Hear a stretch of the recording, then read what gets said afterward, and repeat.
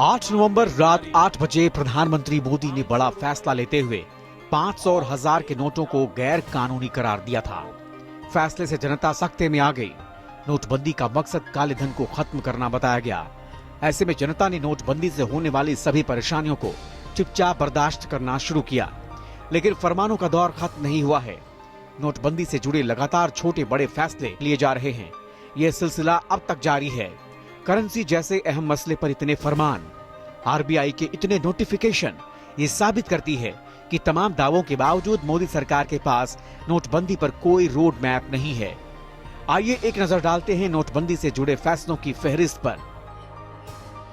8 नवंबर रात 8 बजे नोटबंदी का ऐलान। अस्पताल, पेट्रोल पंप जैसे 17 जगहों पर इन नोटों से 24 नवंबर तक पेमेंट करने की छूट दी गई। 9 नवंबर सारे बैंकों को निर्देश दिए गए कि एटीएम 2 दिन के लिए बंद रहेंगे। एटीएम से सिर्फ 2000 रुपए ही निकलेंगे और सप्ताह में सिर्फ 20,000 रुपए। 10 नवंबर बैंक काउंटर से 10,000 रुपए से ज्यादा नहीं निकाला जा सकता। 13 नवंबर पुराने 500 और 1000 रुपए के नोट बदलने की सीमा 4000 से बढ़ाकर 4500 रुपए कर दी गई। एटीएम से निकासी की सीमा भी 2000 रुपए से बढ़ाकर 2500 रुपए कर दी गई। साप्ताहिक निकासी की सीमा भी 20,000 रुपए से बढ़ाकर 24,000 रुपए कर दी गई। पेंशनर्स के लिए लाइफ सर्टिफिकेट जमा करने की तारीख 15 जनवरी 2017 तक की गई। चुनाव के दौरान इस्तेमाल होने वाली स्याही के प्रयोग का आदेश। नोट बदलवाने वाले हर व्यक्ति की अंगुली पर स्याही लगाई जाने लगी।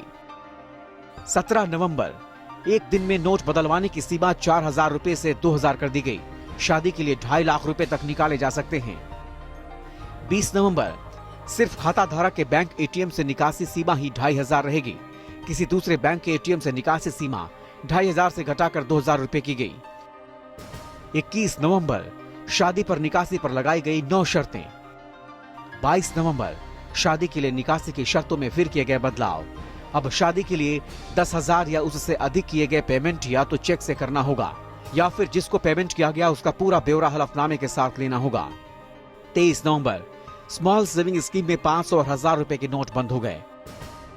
24 नवंबर 500 और 1000 के नोट बदले जाने बंद हो गए।